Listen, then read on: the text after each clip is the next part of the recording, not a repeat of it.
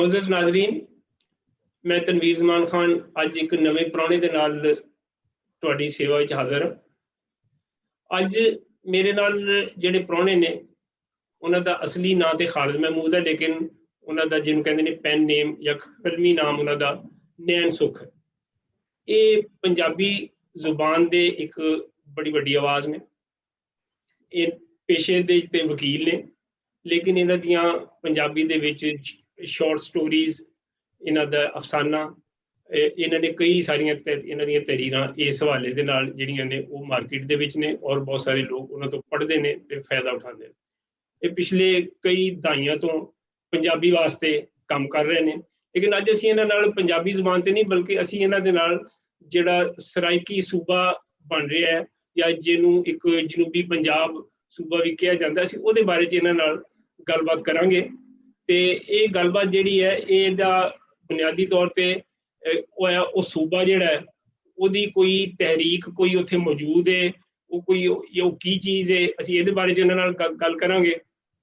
आया इत्थे पहले कोई तहरीक ऐसी हैगी सी, ये सराइकी जिहड़ी जुबान है इहदा कोई ऐसा बेस जुबान हैगी है या ये कोई डायलैक्ट है, ये कोई पंजाबी जुबान दा या ये सराइकी अपने तौर पे इहदी कोई तारीख है, इहदी कोई पिछे कोई इहदी कोई अपने पास्ट दे विच मूवमेंट रही है। असीं इहदे बारे च मुख्तसर इन्हां नाल गल करांगे अज, ताकि सानूं एक पाकिस्तान दे विच, क्योंकि इहदे ते इस वेले एक बड़ी डिबेट मौजूद है कि पंजाब दी किस तरीके नाल वंड हो जाए ते कि पंजाब दे विचों सराइकी सूबा अगर निकल जांदा है तो ओहदे की असरात होणगे, वो निकलना चाहिदा है या नहीं निकलना चाहिदा।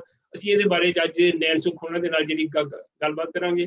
थैंक यू वेरी मच नैन सुख जी, जी आए नूं तुहानूं साडे शो दे। मेहरबानी।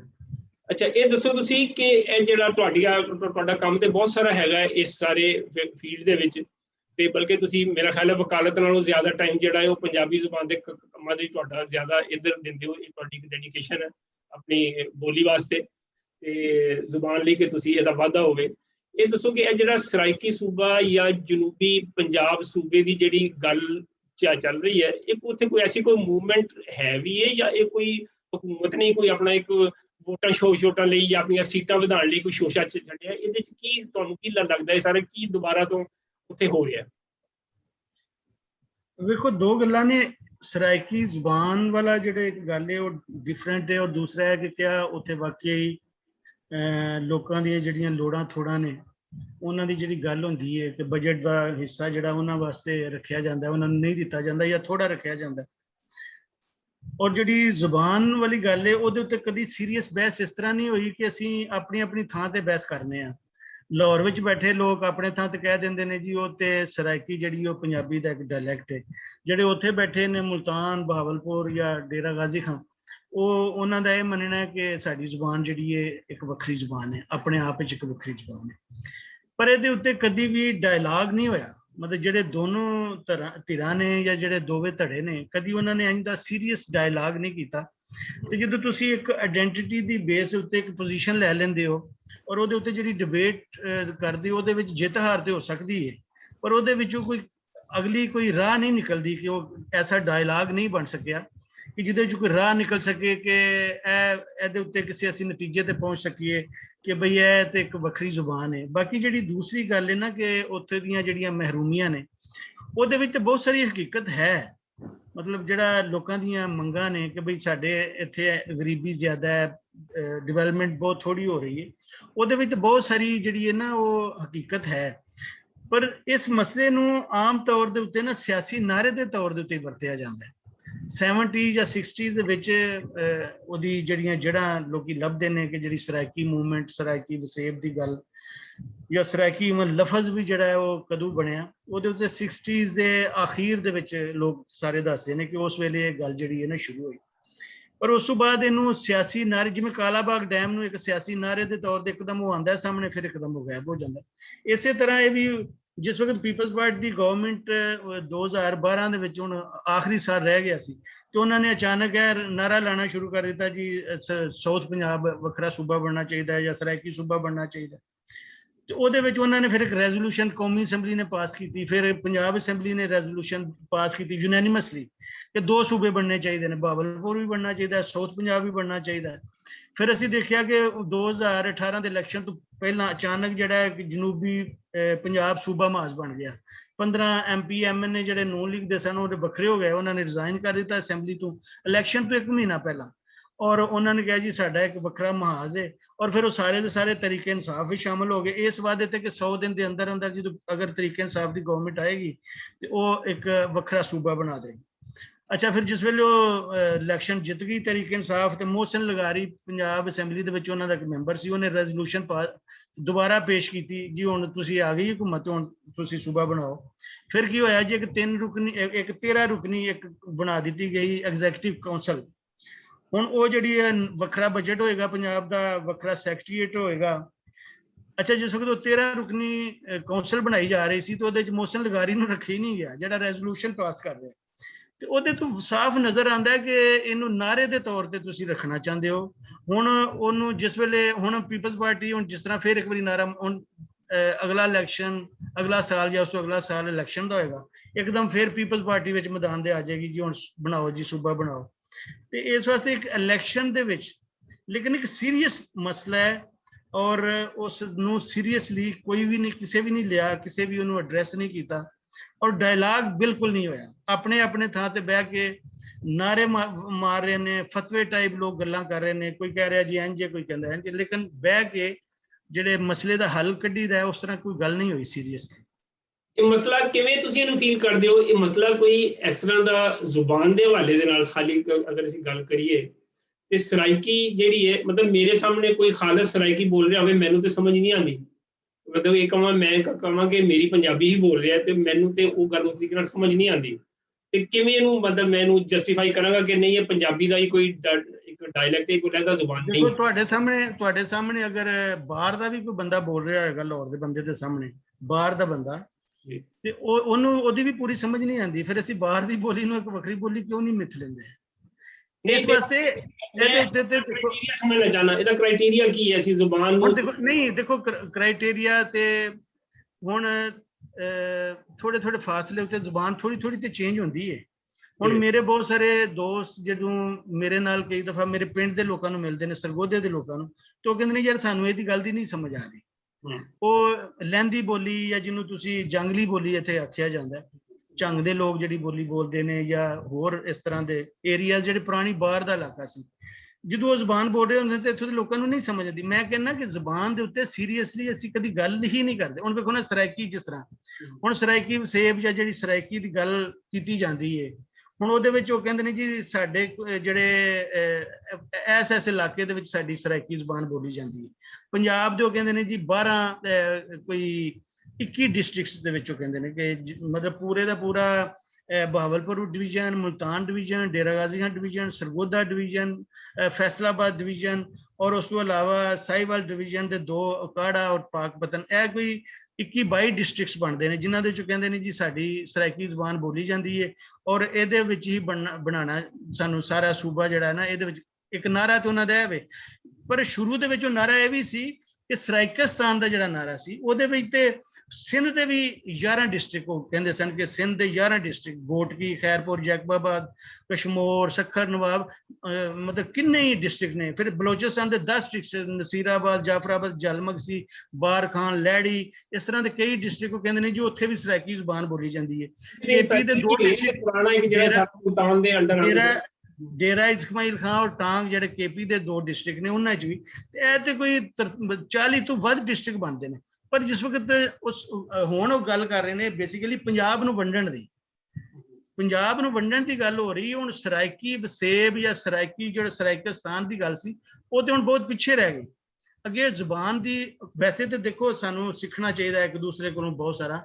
ਇੰਡੀਆ ਦੇ ਵਿੱਚ 48 ਦੇ ਵਿੱਚ ਲਿੰਗੁਇਸਟਿਕ ਪ੍ਰੋਵਿੰਸਿਸ ਕਮਿਸ਼ਨ ਇੱਕ ਬਣਿਆ ਸੀ, ਉਹਦੀਆਂ ਰਿਪੋਰਟਾਂ ਤੁਸੀਂ ਦੇਖੋ। ਬਾਅਦ ਵਿੱਚ ਵੀ ਕਈ ਕਮੇਟੀਆਂ ਬਣੀਆਂ ਕਿ ਲੈਂਗੁਏਜ ਦੀ ਬੇਸ ਦੇ ਉੱਤੇ ਅਗਰ ਤੁਸੀਂ ਵੰਡਣ ਲੱਗ ਪਓ ਮੁਲਕ ਨੂੰ ਤੇ ਇਹ ਬੜਾ ਖਤਰਨਾਕ ਹੋਏਗਾ। ਇਹਦੇ ਫਿਰ ਤੇ ਇਹਦਾ ਕੋਈ ਐਂਡ ਹੀ ਨਹੀਂ ਹੋਣਾ। ਕੋਈ ਕਹੇਗਾ ਮੇਰੀ ਜ਼ੁਬਾਨ ਵੱਖਰੀ ਹੈ, ਕੋਈ ਕਹੇਗਾ ਮੇਰੀ ਜ਼ੁਬਾਨ ਵੱਖਰੀ ਹੈ, ਔਰ ਤੁਸੀਂ ਹਰ ਕਿਸੇ ਨੂੰ ਵੱਖਰਾ ਵੱਖਰਾ ਫਿਰ ਉਹ ਸੂਬਾ ਦਿੰਦੇ ਜਾਓਗੇ। ਇੰਝ ਹੋ ਵੀ ਨਹੀਂ ਸਕਦਾ, ਦੁਨੀਆ 'ਚ ਇੰਝ ਕਿਧਰੇ ਵੀ ਨਹੀਂ ਹੋਇਆ। ਕਈ ਮੁਲਕਾਂ ਦੇ ਵਿੱਚ ਜਿਵੇਂ ਫਰਾਂਸ ਦੇ ਵਿੱਚ ਉਹਨਾਂ ਨੇ ਆਪਣੇ ਪੁਰਾਣੇ ਜਿਹੜੇ ਸੂਬੇ ਸਨ ਉਹਨਾਂ ਨੂੰ ਸਗੋਂ ਘੱਟ ਕੀਤਾ, ਇੱਕ ਦੂਜੇ ਦੇ ਵਿੱਚ ਮਰਜ ਕੀਤੇ। ਇਹ ਕੋਈ ਸੂਬਾ ਸਿਰਫ ਮਸਲੇ ਦਾ ਕੋਈ ਹੱਲ ਨਹੀਂ ਹੁੰਦਾ। ਪਰ ਜਿਹੜੇ ਮਸਲੇ ਅਸਲ ਮਸਲੇ ਹੁੰਦੇ ਨੇ, ਜਿਸ ਤਰ੍ਹਾਂ ਹੁਣ ਵੇਖੋ ਨਾ ਬਹਾਵਲਪੁਰ ਦੇ ਵਿੱਚ ਸੈਲਾਬ ਆਏਗਾ ਤੇ ਲੋਕਾਂ ਨੂੰ ਪਾਣੀ ਮਿਲੇਗਾ, ਸੈਲਾਬ ਨਹੀਂ ਆਉਂਦਾ ਤੇ ਉੱਥੇ ਉਹਨਾਂ ਦੀਆਂ ਜ਼ਮੀਨਾਂ ਨੂੰ ਪਾਣੀ ਨਹੀਂ ਮਿਲਦਾ। ਇਹ ਕਿੱਡਾ ਵੱਡਾ ਜ਼ੁਲਮ, ਸ਼ਾਇਦ ਦੁਨੀਆ 'ਚ ਕਿਧਰੇ ਵੀ ਇੰਜ ਨਾ ਹੁੰਦਾ ਹੋਏ ਕਿ ਜਦੋਂ ਫਲੱਡ ਆਏਗਾ, ਉਹ ਫਲੱਡ ਵਾਟਰ ਸਪਲਾਈ ਉਹਨੂੰ ਕਹਿੰਦੇ ਨੇ, ਕਿ ਜਦੋਂ ਫਲੱਡ ਆਏਗਾ ਤੇ ਫਿਰ ਹੀ ਉਸ ਇਲਾਕੇ ਨੂੰ, ਕਿਉਂਕਿ ਉਹਨਾਂ ਦਾ ਦਰਿਆ ਸੁੱਕ ਗਿਆ, ਚੋਲਸਤਾਨ ਜਿਹੜਾ ਸਾਰਾ ਬੇਆਬਾਦ ਪਿਆ। ਤੇ ਹੁਣ ਅਸੀਂ ਜਦੋਂ ਗੱਲ ਕਰਨੇ ਆ ਸਰਾਇਕੀ, ਉਹਦੇ ਉੱਤੇ ਸੀਰੀਅਸਲੀ ਅਗਰ ਜ਼ੁਬਾਨ ਦੀ ਬੇਸ ਦੇ ਉੱਤੇ ਵੀ ਬਣਾਉਣਾ ਹੈ ਤੇ ਫਿਰ ਉਹ ਇੱਕਦਮ ਚੁੱਪ ਕਿਉਂ ਕਰ ਜਾਂਦੇ ਨੇ? ਫਿਰ ਉਹ ਇੱਕ ਕੀ ਜੀ ਹੁਣ ਸਾਊਥ ਪੰਜਾਬ ਬਣਾ, ਮਤਲਬ ਪੰਜਾਬ ਨੂੰ ਵੰਡ ਲਵੋ ਤੇ ਉਹਨਾਂ ਦਾ ਮਸਲਾ, ਫਿਰ ਮਸਲਾ ਤੇ ਹੱਲ ਨਾ ਹੋਇਆ ਨਾ। ਅਗਰ ਸਰਾਇਕੀ ਸੂਬਾ ਉਹ ਚਾਹੁੰਦੇ ਨੇ ਤੇ ਫਿਰ ਤੇ ਚਵਾਂ ਸੂਬਿਆਂ ਦੇ ਵਿੱਚ ਜਿਹੜੇ ਉਹਨਾਂ ਦੇ ਸਰਾਇਕੀ ਇਲਾਕੇ ਨੇ ਉਹਨਾਂ ਨੂੰ ਫਿਰ ਉਹ ਇਕੱਠਿਆਂ ਕਰਨ, ਪਰ ਇੰਜ ਨਹੀਂ ਹੋ ਰਿਹਾ। ਇਹਦੇ ਜਿਹੜਾ ਬਹਾਵਲਪੁਰ ਨੂੰ ਵੀ ਹੁਣ ਲਹਿਦਾ ਮੁਤਾਲਬਾ ਕੀਤਾ ਜਾ ਰਿਹਾ ਕਿ ਬਹਾਵਲਪੁਰ ਤੇ ਉਧਰ ਦਾ ਜਿਹੜਾ ਚੋਲਸਤਾਨ ਦਾ ਇਲਾਕਾ ਵਿੱਚ ਪਾ ਕੇ ਤੇ ਸਾਰੇ ਨੂੰ ਜਿਹੜੇ ਇੱਕ ਲਹਿਦਾ ਸੂਬੇ, ਉਹਦਾ ਵੀ ਵਿੱਚ ਜਦੋਂ ਸਰਾਇਕੀ ਸੂਬੇ ਦੀ ਗੱਲ ਹੋ ਰਹੀ ਹੈ, ਜਨੂਬੀ ਪੰਜਾਬ ਦੀ, ਤੇ ਨਾਲ ਉਹਦੇ ਇਹਦੀ ਆਵਾਜ਼ ਚੁੱਕੀ ਜਾ ਰਹੀ ਕਿ ਜੀ ਫਿਰ ਉਹ ਜਿਹੜੇ ਬਹਾਵਲਪੁਰ ਵਾਲੇ ਨੇ ਉਹ ਲਹਿਦਾ ਹੋਣਾ ਚਾਹੁੰਦੇ ਨੇ, ਜਦੋਂ ਕਿ ਪੁਰਾਣੇ ਪਾਕਿਸਤਾਨ ਦੇ ਜੋ ਵੀ ਉਹਦਾ ਹਿੱਸਾ ਨੇ। ਉਹਨਾਂ ਦਾ ਦੇਖੋ ਨਾ, ਉਹਨਾਂ ਦਾ ਇੱਕ ਇਹ ਮੁਤਾਲਬਾ ਹੈ ਕਿ ਜਦੋਂ ਉਹਨਾਂ ਦੀ ਰਿਆਸਤ ਬਹਾਵਲਪੁਰ ਸੀ ਬੇਸਿਕਲੀ ਨਾ, ਤੇ ਉਹਨਾਂ ਨੇ ਆਪਟ ਕੀਤਾ ਕਿ ਅਸੀਂ ਪਾਕਿਸਤਾਨ, ਸਾਰੀਆਂ ਸਟੇਟਸ ਨੂੰ ਇੱਕ ਆਪਸ਼ਨ ਦਿੱਤਾ ਗਿਆ ਸੀ, ਜਾਂ ਇੰਡੀਆ ਨਾਲ ਮਿਲਣ ਜਾਂ ਪਾਕਿਸਤਾਨ, ਤੀਸਰਾ ਤੇ ਆਪਸ਼ਨ ਕੋਈ ਨਹੀਂ ਸੀ, ਆਜ਼ਾਦ ਤੋਂ ਰਹਿ ਨਹੀਂ ਸਨ ਸਕਦੀਆਂ। ਤੇ ਉਹ ਜਿਹੜਾ 35 ਦਾ ਇੰਡੀਪੈਂਡੈਂਸ ਐਕਟ ਹੈ, ਉਹਦੇ ਤਹਿਤ ਉਹਨਾਂ ਨੇ ਇੰਡੀਅਨ ਐਕਟ ਜਿਹੜਾ ਨਹੀਂ, ਇੰਡੀਪੈਂਡੈਂਸ ਐਕਟ ਦੀ ਮੈਂ ਗੱਲ ਕਰਾਂ, ਸੌਰੀ, ਤੇ ਉਹਦੇ ਤਹਿਤ ਉਹਨਾਂ ਨੇ ਜਾਂ ਤਾਂ ਪਾਕਿਸਤਾਨ ਨਾਲ ਰਲਣਾ ਸੀ ਜਾਂ ਇੰਡੀਆ ਦੇ ਨਾਲ ਰਲਣਾ ਸੀ। ਉਹਨਾਂ ਨੇ ਆਪਟ ਕੀਤਾ ਕਿ ਅਸੀਂ ਇੱਧਰ ਰਲਾਂਗੇ। ਉਸ ਤੋਂ ਬਾਅਦ ਸਾਡਾ 1 ਯੂਨਿਟ ਬਣ ਗਿਆ, ਮਤਲਬ 55 ਤੱਕ ਜਿਹੜੀ ਰਿਆਸਤ ਬਹਾਵਲਪੁਰ ਹੈ ਅਲੱਗਾ ਸੂਬੇ ਦੇ ਤੌਰ ਤੇ ਕੰਮ ਕਰਦੀ ਰਹੀ। ਰਿਆਸਤ ਬਹਾਵਲਪੁਰ ਜਿਹੜੀ ਹੈ ਅਲੱਗਾ ਇੱਕ ਸੂਬੇ ਦੇ ਤੌਰ ਤੇ ਕੰਮ ਕਰਦੀ ਰਹੀ 55 ਤੱਕ, 47 ਤੋਂ ਲੈ ਕੇ 55 ਤੱਕ। ਫਿਰ ਜਦੋਂ 1 ਯੂਨਿਟ ਬਣ ਗਿਆ, 1 ਯੂਨਿਟ ਤੋਂ ਬਾਅਦ ਜਦੋਂ 1 ਯੂਨਿਟ ਟੁੱਟਾ ਤਾਂ ਉਹਨਾਂ ਨੇ ਬਕਾਇਦਾ ਤਹਿਰੀਕ ਚਲਾਈ, ਬਹੁਤ ਸਾਰੇ ਬੰਦੇ ਮਾਰੇ ਗਏ।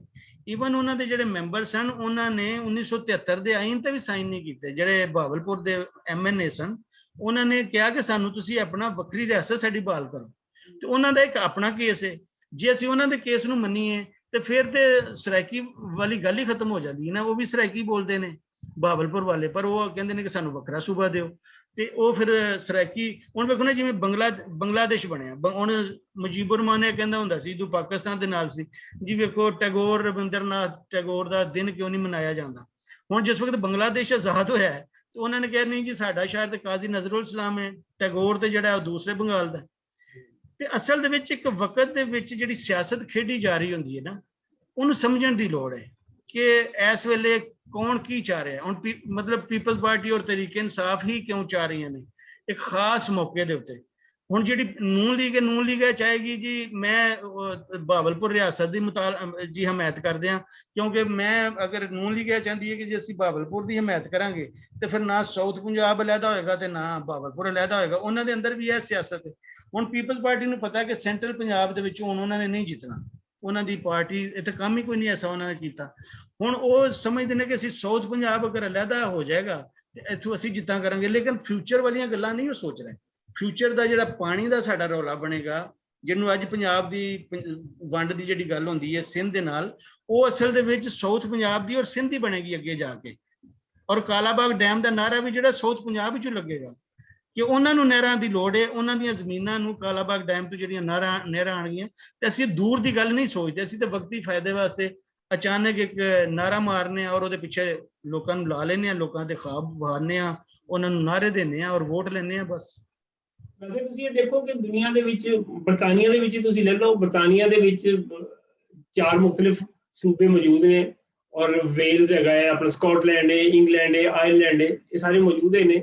ਤੇ ਇਹ ਆਪਣਾ ਉਸ ਤਰੀਕੇ ਨਾਲ ਰਹਿ ਕੇ ਸੂਬੇ ਬਣਾਏ ਨੇ। ਉਹਨਾਂ ਦੀ ਇੱਕ ਆਪਣੀ ਅਲੱਗਾ ਆਇਡੈਂਟੀਟੀ ਹੈ, ਉਹਨਾਂ ਦੀ ਆਪਣੀ ਕਰੰਸੀ ਦੀ ਅਲੱਗਾ ਸ਼ਕਲ ਦੀ, ਸਾਰੇ ਸਭ ਦੇ ਅਲੱਗ ਨੇ। ਤੇ ਇਹ ਜਿਹੜਾ ਸਾਰਾ ਸਿਲਸਿਲਾ ਅਗਰ ਅਸੀਂ ਸੂਬੇ ਬਣਾ ਕੇ ਚਲਾਉਂਦੇ ਹਾਂ ਤੇ ਕੀ ਹਰਜ ਕੀ ਹੈਗਾ ਇਹਦੇ ਵਿੱਚ? ਅਗਰ ਛੋਟੇ ਛੋਟੇ ਸੂਬੇ ਬਣਾਏ ਜਾਣ, ਆਇਆ ਉਹਦੇ ਨਾਲ ਕੋਈ ਪਾਵਰ ਰਨਿੰਗ ਦਾ ਕੋਈ ਆਸਾਨ ਨਹੀਂ ਹੋ ਜਾਂਦਾ ਕੰਮ?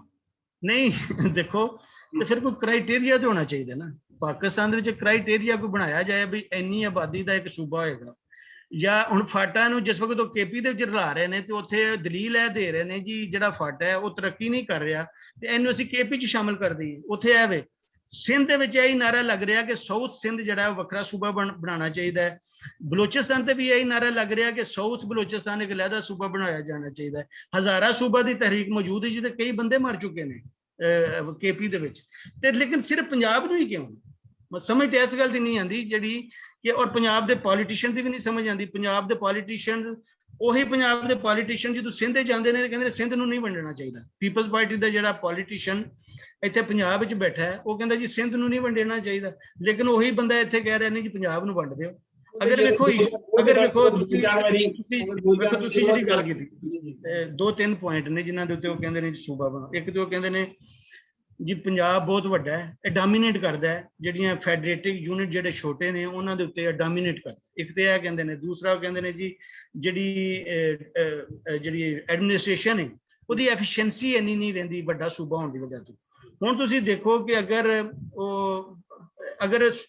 ਸਾਊਥ ਪੰਜਾਬ ਸੂਬਾ ਜਿਹੜਾ ਹੁਣ ਕਿਹਾ ਜਾ ਰਿਹਾ ਹੈ ਕਿ Bahawalpur division, Multan division, Dera Ghazi Khan division 11 district ਨੇ, ਇਹਨਾਂ ਦਾ ਲਹਿਦਾ ਅਗਰ ਸੂਬਾ ਤੁਸੀਂ ਬਣਾ ਦਿੰਦੇ ਹੋ, ਇਹਨਾਂ ਦੀ ਟੋਟਲ ਪਾਪੂਲੇਸ਼ਨ ਜਿਹੜੀ ਉਹ ਕਿ 3.5 ਕਰੋੜ ਹੈ।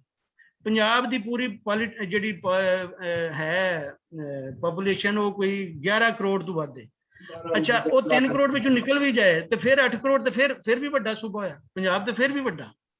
ਮਤਲਬ ਕੋਈ ਕ੍ਰਾਈਟੇਰੀਆ ਤੇ ਬਣਾਉਣਾ ਚਾਹੀਦਾ ਨਾ। ਫਿਰ ਦੂਸਰਾ ਇਹ ਕਿ ਜਿਹੜੀ ਹਿਸਟਰੀ ਹੈ ਔਰ ਤੁਹਾਡਾ ਕਲਚਰ ਹੈ ਔਰ ਲੈਂਗੁਏਜ ਹੈ, ਇਹਦੇ ਉੱਤੇ ਕੋਈ ਸੀਰੀਅਸ ਬਹਿਸ ਕਿਉਂ ਨਹੀਂ ਕੀਤੀ ਜਾਂਦੀ ਕਿ ਕਿੱਥੇ ਸੂਬਾ ਬਣਨਾ ਚਾਹੀਦਾ ਹੈ ਔਰ ਕਿਸ ਤਰ੍ਹਾਂ ਦਾ ਸੂਬਾ ਬਣਨਾ ਚਾਹੀਦਾ ਹੈ, ਇਹਨੂੰ ਸੀਰੀਅਸਲੀ ਕਿਉਂ ਨਹੀਂ ਲਿਆ ਜਾਂਦਾ। ਸਿਰਫ ਇਹ ਗੱਲ ਕਿ ਪੰਜਾਬ ਜ਼ਾਲਮ, ਪੰਜਾਬ ਨੂੰ ਵੰਡ ਦਿਓ, ਪੰਜਾਬ ਵੱਡਾ, ਪੰਜਾਬ ਨੂੰ ਛੋਟਾ ਕਰ ਦਿਓ, ਇਹ ਤੇ ਬਿਲਕੁਲ ਇੱਕ ਨਾਇਨਸਾਫੀ ਹੈ ਨਾ। ਕਿ ਮਤਲਬ ਤੁਸੀਂ ਉਹਦੇ ਉੱਤੇ ਇੱਕ ਕ੍ਰਾਈਟੇਰੀਆ ਜਾਂ ਕੋਈ ਫਾਰਮੂਲਾ ਜਿਹੜਾ ਨਾ ਤੁਹਾਨੂੰ ਬਣਾਉਣਾ। ਇਹਦੇ ਤੇ ਗੱਲ ਉਦੋਂ ਹੁੰਦੀ ਹੈ ਨਾ ਕਿ ਜਦੋਂ ਕੋਈ ਐਸੀ ਸਰਾਇਕੀ ਦੀ ਜਾਂ ਜਨੂਬੀ ਸੂਬੇ ਦੀ ਕੋਈ ਐਸੀ ਮੂਵਮੈਂਟ ਮੌਜੂਦ ਹੋਵੇ, ਜਾਂ ਉੱਥੇ ਕੋਈ ਐਸੀ ਕੋਈ ਮੂਵਮੈਂਟ ਵੀ ਹੈਗੀ ਕਿ ਜਾਂ ਬਸ ਸਿਰਫ ਹਕੂਮਤੀ ਲੈਵਲ ਦੀ ਗੱਲਬਾਤ ਹੋ ਰਹੀ। ਕਿਸੇ ਜ਼ਮਾਨੇ 'ਚ ਸੁਣਦੇ ਹੁੰਦੇ ਸੀ ਕਿ ਉੱਥੇ ਲੋਕੀ ਬਹੁਤ ਸਾਰੇ ਜਿਹੜੇ ਸੀ ਨਾ ਉਹ ਸਰਾਇਕਿਸਤਾਨ ਦਾ ਜਦੋਂ ਸਿਲਸਿਲਾ ਚੱਲ ਰਿਹਾ ਸੀ, ਉਸ ਵੇਲੇ ਮੁਖਤਲਿਫ ਜਿਹੜੇ ਕੋਈ ਲੀਡਰ ਹੁੰਦੇ ਸਨ, ਕੋਈ ਪੁਰਾਣਾ ਪੀਪਲ ਪਾਰਟੀ ਦਾ ਵੀ ਇੱਕ ਲੀਡਰ ਹੈ ਸਨ ਕੋਈ, ਉਹ ਵੀ ਉਸ ਵੇਲੇ ਬੜੀ ਆਵਾਜ਼ ਚੁੱਕਦੇ ਹੁੰਦੇ ਸਨ।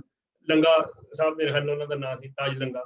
ਤੇ ਇਸ ਤਰ੍ਹਾਂ ਦੇ ਉਸ ਜ਼ਮਾਨੇ 'ਚ ਜਿਹੜੀ ਇੱਕ ਆਵਾਜ਼ ਹੁੰਦੀ ਸੀ, ਉਹ ਹੁਣ ਤੇ ਕੋਈ ਐਸੀ ਮੂਵਮੈਂਟ ਮੈਨੂੰ ਤੇ ਕੋਈ ਦਿਖਦੀ ਨਹੀਂ। ਕੋਈ ਤੁਹਾਡਾ ਖਿਆਲ ਹੈ ਕੋਈ ਐਸੀ? ਕਿਉਂਕਿ ਆਵਾਜ਼ ਦਾ ਹੋਣਾ ਵੀ ਤਾਂ ਜ਼ਰੂਰੀ ਹੈ, ਫੇਰ ਹੀ ਡਿਬੇਟ ਹੋਏਗੀ ਉਹਦੇ ਤੇ। ਅਗਰ ਆਵਾਜ਼ ਹੀ ਨਹੀਂ ਤਾਂ ਡਿਬੇਟ ਕਾਹਦੀ ਕਰਨੀ?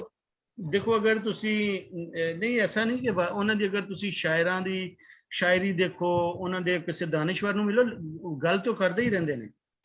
ਕਿੰਨੇ ਲੈਵਲ ਤੇ ਕਰਦੇ ਨੇ ਜਾਂ ਕਿੰਨੀ ਉਹਨਾਂ ਦੀ ਗੱਲ ਸੁਣੀ ਜਾਂਦੀ ਉਹ ਤੇ ਗੱਲ ਵੱਖਰੀ ਹੈ, ਲੇਕਿਨ ਉਹ ਗੱਲ ਤੇ ਕਰਦੇ ਹੀ ਰਹੇ ਨੇ ਹਮੇਸ਼ਾ ਕਿ ਸਾਡੇ ਨਾਲ ਜ਼ਿਆਦਤੀ ਹੋ ਰਹੀ ਹੈ, ਅਸੀਂ ਇੱਕ ਵੱਖਰੀ ਕੌਮ ਆ, ਤੇ ਉਹ ਇਸ ਤਰ੍ਹਾਂ ਦੀ ਗੱਲ ਕਰਦੇ ਰਹੇ ਨੇ। ਲੇਕਿਨ ਵਿੱਚੋਂ ਹੀ ਫਿਰ ਬਾਰ-ਬਾਰ ਉਹ ਦੂਸਰੀ ਜਿਹੜੇ ਪੋਲੀਟੀਕਲ ਪਾਰਟੀਜ਼ ਨੇ, ਹੁਣ ਪੀਪਲਜ਼ ਪਾਰਟੀ ਜਿਹੜੀ ਹੈ ਜਾਂ ਤਰੀਕੇ ਇਨਸਾਫ ਹੈ, ਉਹ ਤੇ ਉਹਨਾਂ ਲੋਕਾਂ ਨੂੰ ਬਿਲਕੁਲ ਯੂਜ਼ ਕਰ ਰਹੀ ਹੈ ਕਿ ਤੁਸੀਂ ਇੱਕ ਅਚਾਨਕ ਉਹ ਨਾਰਾ। ਹੁਣ ਦੇਖੋ ਨਾ, ਪੀਪਲਜ਼ ਪਾਰਟੀ ਨੇ ਬਣਾਇਆ ਕਮਿਸ਼ਨ, ਬਣਾਇਆ ਜਿਹੜਾ ਇੱਕ 14 ਰੁਕਨੀ ਕਮਿਸ਼ਨ, ਉਹਦੇ 'ਚ 6 ਜਿਹੜੇ ਸਨ ਸੈਨੇਟ ਦੇ ਮੈਂਬਰ ਸਨ, 6 ਜਿਹੜੇ ਸਨ ਕੌਮੀ ਅਸੈਂਬਲੀ ਦੇ ਮੈਂਬਰ ਸਨ ਔਰ 2 MPA ਸਨ। ਹੁਣ ਉਹਨਾਂ ਦੇ ਸਾਹਮਣੇ ਉਹਨਾਂ 3 ਮਾਡਲ ਰੱਖੇ।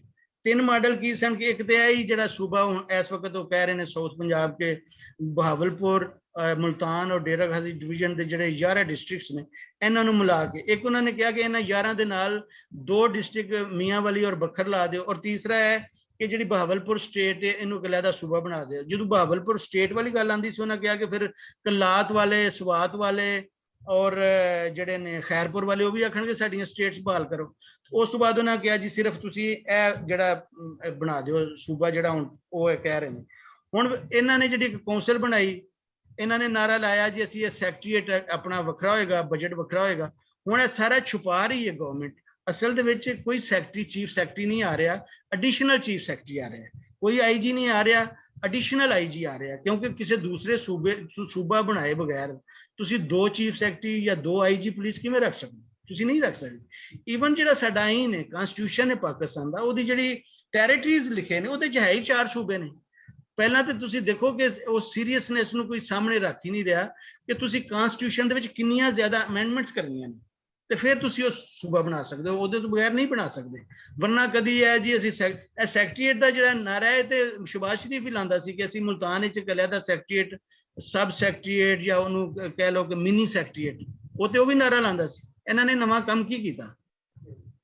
ਵੈਸੇ ਤੁਸੀਂ ਇਹ ਦੱਸੋ ਕਿ ਇਹ ਅਗਰ ਇਹ ਸੂਬਾ ਕਿਸੇ ਹਵਾਲੇ ਨਾਲ ਬਣਦਾ ਹੈ ਤੇ ਤੁਸੀਂ ਉਹਦੇ ਸਪੋਰਟਰ ਹੈਗੇ ਹੋ ਜਾਂ ਨਹੀਂ? ਅਗਰ ਕੋਈ ਸੂਬਾ ਐਸਾ ਬਣਾਇਆ ਜਾਏ ਤੇ ਕਿਸ ਤਰ੍ਹਾਂ ਦਾ ਸੂਬਾ ਹੋਵੇਗਾ ਜਿਹਦੇ 'ਚ ਤੁਹਾਡੀ ਸਪੋਰਟ ਵੀ ਨਾਲ ਹੋਏਗੀ? ਨਹੀਂ ਦੇਖੋ, ਮੈਂ ਤੇ ਜਿਸ ਤਰ੍ਹਾਂ ਦੀਆਂ ਗੱਲਾਂ ਤੁਹਾਡੇ ਨਾਲ ਕੀਤੀਆਂ ਤੁਹਾਨੂੰ ਪਤਾ ਲੱਗ ਹੀ ਗਿਆ ਹੋਵੇਗਾ ਮੈਂ ਕੀ ਚਾਹ ਰਿਹਾ। ਪਰ ਮੈਂ ਕਹਿੰਦਾ ਕਿ ਜਿਹੜਾ ਇਸ ਸੀਰੀਅਸਨੈਸ ਨੂੰ ਕੋਈ ਸਾਹਮਣੇ ਨਹੀਂ ਰੱਖ ਰਿਹਾ ਕਿ ਤੁਸੀਂ ਜਿਹੜਾ ਤੁਹਾਡਾ ਆਈਨ ਹੈ, ਕਨਸਟੀਟਿਊਸ਼ਨ ਹੈ ਨਾ, ਇਹਦਾ ਹੁਲੀਆ ਹੀ ਚੇਂਜ ਹੋ ਜਾਣਾ। मतलब ਤੁਹਾਨੂੰ ਆਰਟੀਕਲ 1, ਆਰਟੀਕਲ 51, 59, 106, 175, 218 ਤੁਹਾਡਾ ਜਿਹੜਾ ਸੈਨੇਟ ਹੈ ਇਹਦੀਆਂ 100 ਸੀਟਾਂ ਨੇ, ਤੁਹਾਨੂੰ 125, 126 ਕਰਨੀਆਂ ਪੈਣੀਆਂ। ਨੈਸ਼ਨਲ ਅਸੈਂਬਲੀ ਦੀਆਂ ਜਿਹੜੀਆਂ ਸੀਟਾਂ ਨੇ ਪੰਜਾਬ ਦੀਆਂ 183 ਤੁਸੀਂ ਉਹ ਵੰਡਣੀਆਂ ਨੇ। ਫਿਰ ਜੱਜਸ ਦੀ ਅਪਾਇੰਟਮੈਂਟ, ਫਿਰ ਇਲੈਕਸ਼ਨ ਕਮਿਸ਼ਨ ਜਿਹੜਾ ਹੈ ਤੁਹਾਡਾ, ਇਲੈਕਸ਼ਨ ਕਮਿਸ਼ਨ ਜਿਹੜਾ ਹੈ ਉਹਦੇ 4 ਮੈਂਬਰ ਨੇ, ਫਿਰ 5 ਕਰੋਗੇ ਤੁਸੀਂ। ਤੇ ਇਸ ਤਰ੍ਹਾਂ ਦੀਆਂ ਬਹੁਤ ਸਾਰੇ, ਤੁਹਾਡਾ NFC ਵਾਰਡ ਚੇਂਜ ਹੋ ਜਾਣਾ ਹੈ, ਤੁਹਾਡਾ ਵਾਟਰ ਰਿਕਾਰਡ ਜਿਹੜਾ ਹੈ ਤੁਹਾਡਾ, ਜਿਹੜਾ ਇਰਸਾ ਦੇ ਤਹਿਤ ਉਹਨੇ ਚੇਂਜ ਹੋਣਾ ਹੈ। ਉਹ ਸਾਰੀਆਂ ਨੂੰ ਕੋਈ ਸਾਹਮਣੇ ਰੱਖ ਹੀ ਨਹੀਂ, ਇਹ ਨਾਰੇ ਦੀ ਗੱਲ ਨਹੀਂ। ਔਰ ਪੰਜਾਬ ਨੂੰ ਇੰਨਾ ਲਾਵਾਰਸ ਸਮਝਣਾ ਕਿ ਹਰ ਵੇਲੇ ਉਹਦੇ ਗੱਲਾਂ ਕਰਦੇ ਰਹਿਣੇ, ਜੀ ਇਹਨੂੰ ਵੰਡ ਦਿਓ, ਇਹਨੂੰ ਵੰਡ ਦਿਓ। ਇਹ ਬਜ਼ਾਤੇ ਖੁਦ ਸਾਡੇ ਪੰਜਾਬ ਦੇ ਪੋਲੀਟੀਸ਼ੀਅਨ ਨੂੰ ਵੀ ਥੋੜੀ ਜਿਹੀ ਗੈਰਤ ਆਣੀ ਚਾਹੀਦੀ ਹੈ ਵੈਸੇ, ਔਰ ਉਹਨਾਂ ਨੂੰ ਸੀਰੀਅਸ ਵੀ ਇਹਦੇ ਉੱਤੇ ਸੋਚਣਾ ਚਾਹੀਦਾ ਹੈ, ਔਰ ਕਿਸੇ ਦਾ ਜਿਹੜਾ ਮਸਲਾ ਹੈ ਉਹਨੂੰ ਹੱਲ ਜ਼ਰੂਰ ਕਰਨਾ ਚਾਹੀਦਾ। ਇਹਦੇ ਵਿੱਚ ਤੁਸੀਂ ਦੱਸੋ ਕਿ ਇਹ ਜਿਹੜਾ ਇਸ ਵੇਲੇ ਜ਼ਾਹਿਰ ਹੈ ਕਿ ਪੰਜਾਬ ਇੱਕ ਬੜਾ ਵੱਡਾ ਸੂਬਾ ਹੈ, ਪੰਜਾਬ ਦੇ ਵਿੱਚੋਂ ਅਗਰ ਇਲੈਕਸ਼ਨ ਹੁੰਦੇ ਨੇ, ਪਾਰਟੀ ਜਿਹੜੀ ਇੱਥੋਂ ਜ਼ਿਆਦਾ ਸੀਟਾਂ ਲੈ ਜਾਂਦੀ, ਉਹਨੂੰ ਬਾਕੀ ਸੂਬਿਆਂ ਦੇ ਵਿੱਚ ਕਿਸੇ ਦੀ ਸਪੋਰਟ ਦੀ ਲੋੜ ਨਹੀਂ ਰਹਿੰਦੀ, ਉਹ ਘੁੰਮ ਬਣਾ ਲੈਂਦੇ ਨੇ ਇਸਲਾਮਾਬਾਦ ਦੇ। ਇਹਦੇ ਨਾਲ ਬਾਕੀ ਸੂਬੇ ਜਿਹੜੇ ਨੇ ਉਹਨਾਂ ਦੀ ਤੇ ਮਰਕਜ਼ ਦੇ ਵਿੱਚ ਨੁਮਾਇੰਦਗੀ ਜਿਹੜੀ ਹੈ ਉਹਦੀ ਇੱਕ ਜਿਹੜੀ ਇੰਪੋਰਟੈਂਸ ਹੈ ਉਹ ਖਤਮ ਹੋ ਜਾਂਦੀ ਹੈ। ਇਹਨੂੰ ਅਗਰ ਮੁਲਕ ਨੂੰ ਇਸ ਤਰੀਕੇ ਨਾਲ ਅਗਰ ਇੱਕ ਕੌਮੀ ਹਵਾਲੇ ਨਾਲ ਚਲਾਉਣਾ ਹੈ ਤੇ ਕੀ ਇਹਦਾ ਹੱਲ ਕੀ ਹੈ? ਇੱਕ ਹੱਲ ਇੱਕ ਜ਼ਮਾਨੇ 'ਚ ਏਅਰ ਮਾਰਸ਼ਲ ਅਸਗਰ ਖਾਨ ਵੀ ਦਿੱਤਾ ਸੀ, ਜਦੋਂ ਉਹਨੇ ਛੋਟੇ ਛੋਟੇ ਇਹਦੇ ਯੂਨਿਟ ਸਾਰੇ ਬਣਾਏ ਸਨ ਤੇ ਉਹਨੇ ਇੱਕ ਸੁਜੈਸ਼ਨ ਦਿੱਤੀ ਸੀ। ਤੁਹਾਡੇ ਖਿਆਲ ਦੇ ਵਿੱਚ ਕੀ ਇਹਦੀ ਸੁਜੈਸ਼ਨ ਹੋ ਸਕਦੀ ਹੈ ਕਿ ਵੀ ਕੌਮਾਂ ਨੂੰ ਕਿਵੇਂ ਤੁਸੀਂ ਮਤਲਬ ਬਰਾਬਰੀ ਦੇ ਉੱਤੇ ਚਲਾ ਸਕਦੇ ਹੋ? ਕੀ ਕਰਨਾ ਚਾਹੀਦਾ ਇਹਦੇ? ਦੇਖੋ, ਜਿਹੜੀ ਕੌਮਾਂ ਦਾ ਵੀ ਲਫ਼ਜ਼ ਵਰਤਿਆ ਜਾਂਦਾ ਹੈ ਨਾ, ਜਦੋਂ ਸਰਾਇਕੀ ਕੌਮ ਵੀ ਬਾਰ-ਬਾਰ ਕਹਿੰਦੇ ਸਨ, ਤੇ ਜਿਹਨੇ ਰੈਜ਼ੋਲੂਸ਼ਨ ਪਾਸ ਕੀਤੀ ਮੋਹਸਿਨ ਲਗਾਰੀ, ਉਹਨੂੰ ਹੀ ਪੁੱਛਿਆ ਗਿਆ ਜਦੋਂ ਕਿ ਸਰਾਇਕੀ ਕੌਮ, ਉਹਨੇ ਕਿਹਾ ਜੀ ਸਰਾਇਕੀ ਕੌਮ ਤੇ ਕੋਈ ਨਹੀਂ, ਬਲੋਚ ਕੌਮ, ਅਸੀਂ ਤਾਂ ਬਲੋਚ ਕੌਮ ਆ, ਅਸੀਂ ਸਰਾਇਕੀ ਕੌਮ ਤੇ ਨਹੀਂ, ਸਰਾਇਕੀ ਤੇ ਜ਼ੁਬਾਨ ਹੈ। ਇਸ ਵਾਸਤੇ ਜਿਹੜਾ ਕੌਮ ਦਾ ਵੀ ਲਫ਼ਜ਼ ਹੈ ਨਾ, ਉਹਦਾ ਵੀ ਜਿਹੜਾ ਯੂਜ਼ ਹੈ ਨਾ, ਉਹ ਵੀ ਜ਼ਰਾ ਬਹੁਤ ਉਹਦੇ 'ਚ ਇhtiyat ਦੀ ਜ਼ਰੂਰਤ ਹੈ। ਤੇ ਦੂਸਰਾ ਇਹ ਵੇ ਕਿ ਜਿਹੜੀ ਹੈ ਨਾ ਲੋਕਲ ਬਾਡੀਜ਼ ਇਲੈਕਸ਼ਨ ਔਰ ਜਿਹੜਾ ਡੈਵੋਲੂਸ਼ਨ ਹੈ, ਨੀਚੇ ਤੱਕ ਜਿਹੜੇ ਇਖਤਿਆਰ ਦਿੱਤੇ ਜਾਣ, ਡਿਵੀਜ਼ਨਲ ਲੈਵਲ ਤੇ ਉਹਨਾਂ ਦੀਆਂ ਆਪਣੀਆਂ ਅਸੈਂਬਲੀਆਂ, ਜਿਹੜੀਆਂ ਤੁਹਾਡੇ ਜਿਹੜੇ ਕਾਰਪੋਰੇਸ਼ਨ ਜਾਂ ਜਿਹੜੀਆਂ ਕਮੇਟੀਆਂ ਹੁੰਦੀਆਂ ਨੇ, ਮਿਊਨਿਸਪਲ ਕਮੇਟੀਆਂ, ਉਹ ਅਗਰ ਨੀਚੇ ਤੱਕ ਜਾਣਗੀਆਂ, ਲੋਕਾਂ ਦੇ ਮਸਲੇ ਹੱਲ ਹੋਣਗੇ। ਤੇ ਹੁਣ ਦੇਖੋ, ਜਿਹੜਾ ਯੂਸਫ ਗਿਲਾਨੀ ਨੇ ਉਹਦਾ ਕਲੇਮ ਹੈ ਕਿ ਮੈਂ ਬਹੁਤ ਕੰਮ ਕੀਤਾ ਸਾਊਥ ਪੰਜਾਬ ਵਿੱਚ ਨਾ, ਅਗਰ ਉਹ ਤੁਸੀਂ ਸਾਰਾ ਦੇਖੋ ਤੇ ਸਾਰਾ ਤਾਂ ਉਹਨੇ ਮੁਲਤਾਨ ਤੇ ਕੀਤਾ, ਡੇਰਾ ਗਾਜ਼ੀ ਖਾਂ ਜਾਂ ਰਾਜਨਕੋਟ ਜਾਂ ਰੁਝਾਨ ਮਜ਼ਾਰੀ ਜਾਂ ਲਈਏ ਤੇ ਕੁਝ ਨਹੀਂ ਕੀਤਾ। ਮਤਲਬ ਇਸ ਵਾਸਤੇ ਜਿਹੜਾ ਇੱਕਦਮ ਤੇ ਸਾਰਾ ਮੁਲਕ ਚੇਂਜ ਵੀ ਨਹੀਂ ਹੋ ਸਕਦਾ, ਚੇਂਜ ਤਾਂ ਐਸਾ ਹੀ ਸਹੀ ਹੋਣਾ ਹੈ, ਲੇਕਿਨ ਲੋਕਾਂ ਦੇ ਮਸਲੇ ਹੱਲ ਕਰਨ ਵਾਸਤੇ ਲੋਕਲ ਬਾਡੀਜ਼ ਦੇ ਇਲੈਕਸ਼ਨ ਔਰ ਨੀਚੇ ਤੱਕ ਇਖਤਿਆਰ, ਜਿਹੜਾ ਨੀਚੇ ਤੱਕ ਲੋਕਾਂ ਦੇ ਮਸਲੇ ਨੇ, ਯੂਨੀਅਨ ਕਾਉਂਸਲ ਲੈਵਲ ਤੇ, ਵਿਲੇਜ ਕਾਉਂਸਲ ਦੇ ਲੈਵਲ ਤੱਕ ਅਗਰ ਮਸਲੇ ਹੱਲ ਹੋਣ ਤੇ ਸੂਬੇ ਤੇ ਵੇਖੋ, ਸਾਰੀ ਦੁਨੀਆ ਦੇ ਵਿੱਚ ਅਮਰੀਕਾ ਦੇ ਵੱਡੇ ਛੋਟੇ ਸੂਬੇ ਨਹੀਂ, ਇੰਡੀਆ ਦੇ ਵੱਡੇ ਛੋਟੇ ਸੂਬੇ ਨਹੀਂ, ਪਾਕਿਸਤਾਨ ਕੋਈ ਐਸੀ ਅਜੀਬ ਮਿਸਾਲ ਨਹੀਂ ਕਿ ਉਹਦੇ 'ਚ ਕੁਝ ਸੂਬੇ ਵੱਡੇ ਨੇ ਤੇ ਕੁਝ ਸੂਬੇ, ਹੁਣ ਰਕਬਾ ਜਿਹੜਾ ਉਹ ਤੇ ਬਲੋਚਿਸਤਾਨ ਦਾ ਜ਼ਿਆਦਾ ਹੈ, ਉੱਥੇ ਫਿਰ ਕਿਉਂ ਨਹੀਂ ਕਿਹਾ ਜਾਂਦਾ ਕਿ ਉਹਨੂੰ ਵੰਡ ਦਿੱਤਾ ਜਾਏ? ਪਾਪੂਲੇਸ਼ਨ ਜਿਹੜੀ ਉਹ ਪੰਜਾਬ ਦੀ ਜ਼ਿਆਦਾ ਹੈ। ਹੁਣ ਅਸੀਂ ਪਾਪੂਲੇਸ਼ਨ ਜਿਹੜੀ ਹੈ ਸਾਡੀ 56% ਪਾਕਿਸਤਾਨ ਦੀ ਪਾਪੂਲੇਸ਼ਨ ਪੰਜਾਬ ਵਿੱਚ ਹੈ, ਰਕਬਾ ਜਿਹੜਾ 26% ਹੈ ਪੰਜਾਬ ਦੇ ਕੋਲ।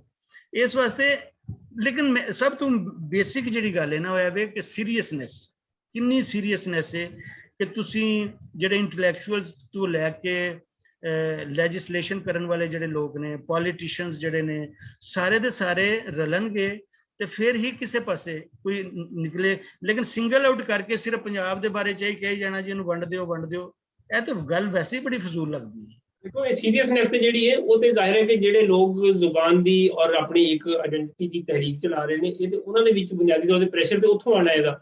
ਹਕੂਮਤਾਂ ਦੇ ਜਿਹੜੇ ਲੋਕ ਇਲੈਕਟ ਹੋ ਕੇ ਆਉਂਦੇ ਨੇ, ਪਾਕਿਸਤਾਨ ਦੀ ਸਿਆਸਤ ਤੇ ਇੰਝ ਹੀ ਉੱਥੇ ਇਲੈਕਟੇਬਲਸ ਹੁੰਦੇ ਨੇ, ਉੱਥੇ ਆਪਣਾ ਉਸ ਵੇਲੇ ਉਲੂ ਸਿੱਧਾ ਕਰਨ ਵਾਸਤੇ ਤੁਸੀਂ ਕਿਸੇ ਨੂੰ ਵੀ ਨਾਲ ਲਾ ਕੇ ਤੇ ਆਪਣੀ ਹਕੂਮਤ ਬਣਾਉਣ ਦੇ ਚੱਕਰ 'ਚ ਉਹਦੇ ਲਈ ਮੁਲਕ ਤੇ ਆਪਣਾ ਸੂਬਾ ਕੋਈ ਤੋੜਨਾ ਪੈਂਦਾ, ਤੋੜ ਲਵੋ, ਨਹੀਂ ਤੋੜਨਾ ਪੈਂਦਾ ਨਾ ਤੋੜ। ਇੱਥੇ ਸਾਰਾ ਕੁਝ ਜਿਵੇਂ ਗਿਲਗਿਤ ਬਲਤਿਸਤਾਨ ਉਧਰ ਹੋ ਰਿਹਾ, ਇਸ ਵੇਲੇ ਦੇਖ ਰਹੇ ਹਾਂ ਕਿ ਸਾਰੀਆਂ ਚੀਜ਼ਾਂ ਆਪਣੇ ਮਕਸਦ ਹੱਲ ਕਰਨ ਵਾਸਤੇ, ਆਪਣਾ ਉਹਨੂੰ ਸਿੱਧਾ ਕਰਨ ਵਾਸਤੇ ਕੀਤੀਆਂ ਜਾ ਰਹੀਆਂ ਨੇ।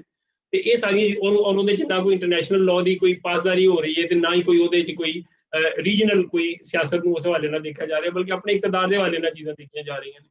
ਇਹ ਸਾਰਾ ਪ੍ਰੈਸ਼ਰ ਤੇ ਉਦੋਂ ਹੁੰਦਾ ਹੈ ਜੇ ਅਗਰ ਤੁਹਾਡੀ ਕੋਈ ਇੰਡੀਜੀਨਸ ਮੂਵਮੈਂਟ ਬੜੀ ਸਟਰੋਂਗ ਹੋਵੇ, ਉਹ ਫਿਰ ਹਕੂਮਤਾਂ ਨੂੰ ਹਿੱਲਣ ਨਹੀਂ ਦਿੰਦੀ, ਉਹ ਫਿਰ ਜਿਹੜੇ ਲੋਕ ਆਉਂਦੇ ਨੇ ਉਹਨਾਂ ਨੂੰ ਰੋਕ ਲੈਂਦੀ ਹੈ।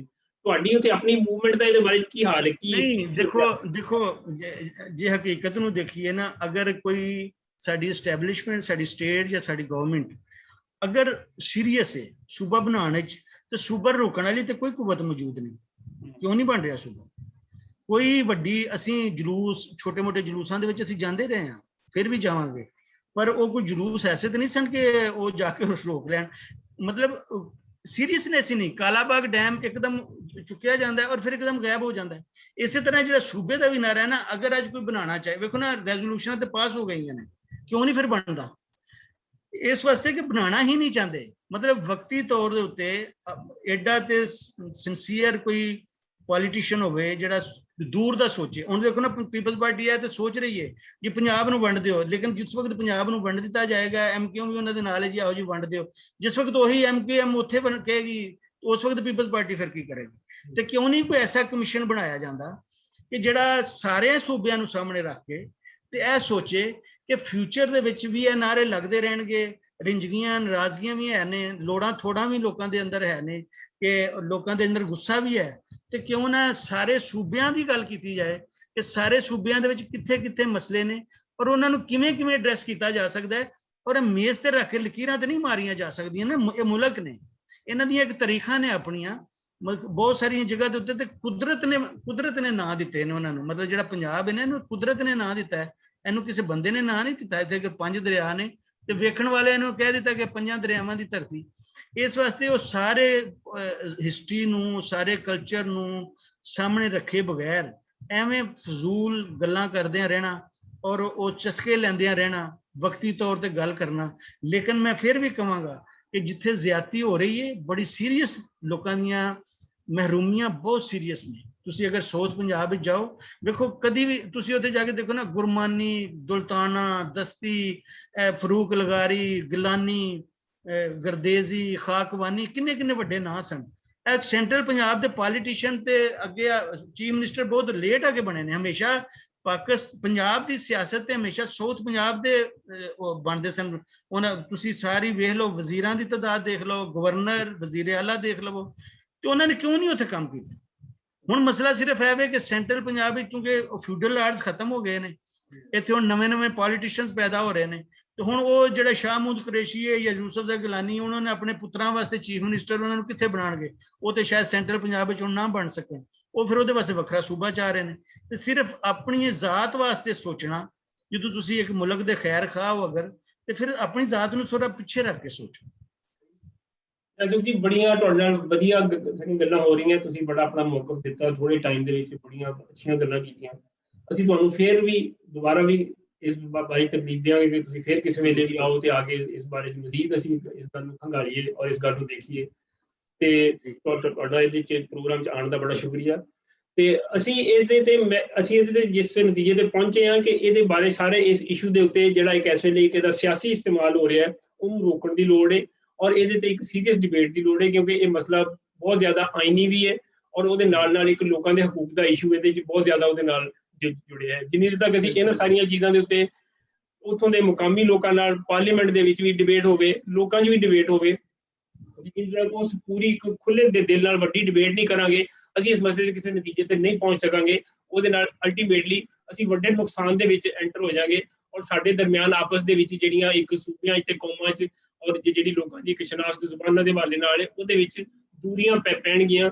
ਇਸ ਵਾਸਤੇ ਇਹਨੂੰ ਇੱਕ ਸੀਰੀਅਸ ਇਸ਼ੂ ਸਮਝ ਕੇ ਇਹਤੇ ਡਿਬੇਟ ਕਰਨ ਦੀ ਲੋੜ ਹੈ, ਨਾ ਕਿ ਇਹਦੇ ਤੇ ਅਸੀਂ ਆਪਣੀਆਂ 4 ਸੀਟਾਂ ਔਰ 4 ਵਜ਼ੀਰ ਬਣਾਉਣ ਵਾਸਤੇ ਅਸੀਂ ਜਿਹੜਾ ਮੁਲਕ ਦੇ ਸੂਬੇ ਜਿਹੜੇ ਨੇ ਉਹਨਾਂ ਨੂੰ ਤੋੜਨੇ ਫੋੜਨੇ ਦੀ ਕੋਸ਼ਿਸ਼ ਕਰੀਏ। ਮੇਰਾ ਖਿਆਲ ਹੈ ਅਸੀਂ ਇਹਦੇ ਨਾਲ ਹੀ ਅਸੀਂ ਅੱਜ ਦੀ ਆਪਣੀ ਗੱਲਬਾਤ ਨੂੰ ਕੰਕਲੂਡ ਕਰਨੀ ਹੈ ਤੇ ਅਸੀਂ ਅੱਗੇ ਫਿਰ ਦੁਬਾਰਾ ਕਿਸੇ ਵੇਲੇ ਹਾਜ਼ਰ ਹੋਵਾਂਗੇ। Thank you very much Nazreen, ਬਹੁਤ ਸ਼ੁਕਰੀਆ, ਬਾਏ ਬਾਏ।